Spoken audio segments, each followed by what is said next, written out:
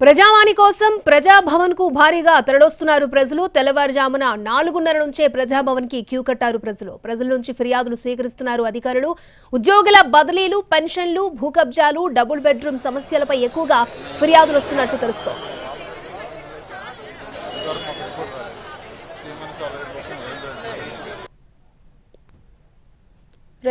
ప్రజావాణి కోసం అయితే తెల్లవారు 4:30 గంటల నుంచే ప్రజలు అక్కడికి క్యూ కడుతున్నట్టు తెలుస్తోంది. ప్రజాభవన్ దగ్గరికి రైట్ ఇదే అంశానికి సంబంధించి పూర్తి అప్డేట్స్ లైవ్ లో అందించడానికి సిద్ధంగా ఉన్నారు మా ప్రతినిధి రాధిక.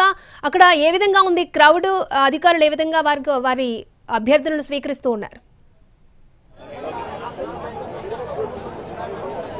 రైట్ అక్షయ, తెలంగాణ రాష్ట్ర ప్రభుత్వం కాంగ్రెస్ పార్టీ ఏర్పడిన తర్వాత నుంచి ప్రజావాణి కార్యక్రమం అనేది ప్రారంభించారు. అయితే మంగళవారం, శుక్రవారం ఉదయం 8 గంటల నుంచి మధ్యాహ్నం వరకు కూడా అలో చేస్తామని ముందు నుంచి చెప్తున్నప్పటికీ ఇక్కడ ఉదయం 4:30 నుంచి కూడా క్యూ లైన్ లో నిలబడి జనాలు తమ దరఖాస్తులను ఇవ్వడానికి ఇక్కడికి ప్రజాభవన్కి చేరుకోవడం జరిగింది.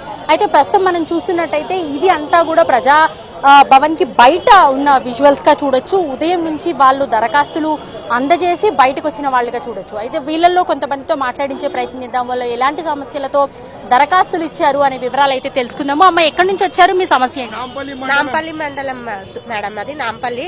ఇక్కడ డబుల్ బెడ్రూమ్ కట్టెలమండిది మాది.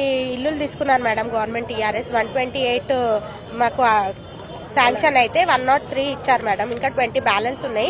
మేము ఎంఆర్ఓకి దరఖాస్తు పెట్టుకుంటే ఎంఆర్ఓ మా మీద కేసెస్ పెట్టారు మేడం. 10 మెంబర్స్ మీద కేసెస్ ఉన్నాయి. ఇల్లులు వేరే వాళ్ళకి అలాట్మెంట్ డబ్బులు ఇచ్చి అలాట్మెంట్ చేస్తారు మేడం. సో మేము అక్కడ కబ్జా చేసుకున్నాం అనేసి మా ఇల్లులు మేము తీసుకోవడానికి, మా జాగా తీసుకొని మాకు ఇల్లులు ఇవ్వడానికి గవర్నమెంట్ ప్రాపర్టీ మేము కబ్జా చేసినాం అనేసి పెద్ద కేసెస్ పెట్టాడు మేడం. మేము డైలీ కూలీ చేసి బతికేటోళ్ళము. మిస్బిహేవ్ గా మాట్లాడిండు, మిస్బిహేవ్ గా చేసిండు మేడం. అది మేము చెప్తాము, ఆయన మాట వినందుకు మా మీద కేసెస్ పెట్టిండు మేడం. డైలీ కూలీ చేసి బతికేటోళ్ళం. మా ఇల్లులు మాకు రావాలి, మా కేసులు మాకు పోవాలని అనుకుంటున్నాం మేడం. రైట్, చూస్తున్నాం కదా ఇక్కడ డబుల్ బెడ్రూమ్ల కోసం వాళ్ళు దరఖాస్తులు చేసుకుంటే వాళ్ళ సొంత ల్యాండ్ వాళ్ళు ప్రభుత్వానికి ఇచ్చి డబుల్ బెడ్రూమ్లు కట్టించమని చెప్తే అక్కడ తమ పైన అక్రమంగా కేసులు నమోదు చేశారని చెప్పి వీళ్ళు చెప్తున్న పరిస్థితి. ఇంకొంతమందితో మాట్లాడించే ప్రయత్నం చేద్దాము. ఏం జరిగింది, ఎందుకు వచ్చారు? ఆన్లైన్ లో ఎక్కట్లేదు మేడం. ఇది గది 10 సంవత్సరాల నుంచి తిరుగుతూనే ఉన్నాం మేడం. ఇది అసలు అయితే చేస్తాం అంటారు, చేస్తలేరు. ఎందుకు? ధరణిలో అన్ని ఎన్రోల్ అవుతున్నాయి కదా. ఏమో మేడం, అది మాకు అయితే తెలియదు. వాళ్ళు పోతే కలెక్టర్ ఆఫీస్కి పోతే కలెక్టర్ ఆఫీస్ లో రెస్పాన్స్ లేదు, మండల ఆఫీస్ లో పోతే మండల ఆఫీస్ లో లేదు. అసలు చేస్తలేరు, వాళ్ళు ఎందుకు చేస్తలేరు అదే అర్థమైతలేదు. ఏమన్నారు లోపల? అక్కడ పేపర్ ఇచ్చినాము, చేస్తామమ్మా పో అని అంటుంటారు. అదే అన్నారు. మీరే సమస్య మీద వచ్చారు? సమస్య ఉంది అమ్మా. మా నాయన సంపాదించిన 3 ఎకరాల భూమి మా అన్నయ్య ఏం చేసిండే ఆ కాగితాలు, పడవ రాసిన కాగితాలు తీసుకుపోయి 3 ఎకరాలు పట్ట చేయించుకున్నాడు. దానివల్ల ఏమవుతుందంటే నాకు 1.5 ఎకరం భూమి రావాలి. అందులో అది తహసీల్దార్ కూడా సర్టిఫై చేసి నీ కబ్జాలనే ఉంది, 1.5 ఎకరం భూమి ఉన్నాడు. కానీ రైతు బంధు పోతుంది, పట్ట మార్పిడి చేయాలని నా యొక్క రిక్వెస్ట్.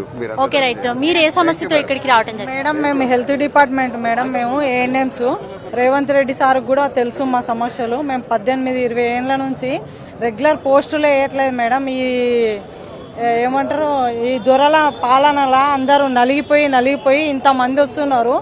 రేవంత్ రెడ్డి అన్న మీరన్నా న్యాయం చేస్తారని మేము 3 గంటలకు వచ్చినామన్నా, ఇక్కడ లోపల కలిసినాము, వచ్చినాం బయటికి. మా సమస్యలు ఇప్పటికైనా మీరు తీరుస్తారని మేము ఆశపడి. రైట్, మీరే సమస్యతో వచ్చారమ్మా? మేడం, మేము గురుకుల పీఈటీ అండి. నా పేరు కనకదుర్గ అండి. సూర్యాపేట జిల్లా కోదాడ మండలం. మరి 2017లో నోటిఫికేషన్ విడుదల చేశారు. 616 పోస్టులకి 1200 మంది సెలెక్ట్ అయ్యాం. 1200 మందిలో 600 మందికి వెరిఫికేషన్ జరిగింది 3 రోజులు. ఇంకా 3 రోజులు 600 మందికి వెరిఫికేషన్ జరగాల్సింది. మరి కోర్టు కేసుల కారణంగా అది ఆగిపోయింది. మరి కోర్టు కేసులని 7 సంవత్సరాల నుంచి ప్రభుత్వం ఏదీ తేల్చకుండా ఎన్నో మేము అసెంబ్లీ ముట్టడి, ప్రగతి భవన్ ముట్టడిలు ఎన్నో చేశాము. మాకు సపోర్ట్ చేసిన కాంగ్రెస్ తరఫున హర్షవర్ధన్ రెడ్డి ఎమ్మెల్సీ మహబూబ్ నగర్ సార్ మాకు సపోర్ట్ చేశారు.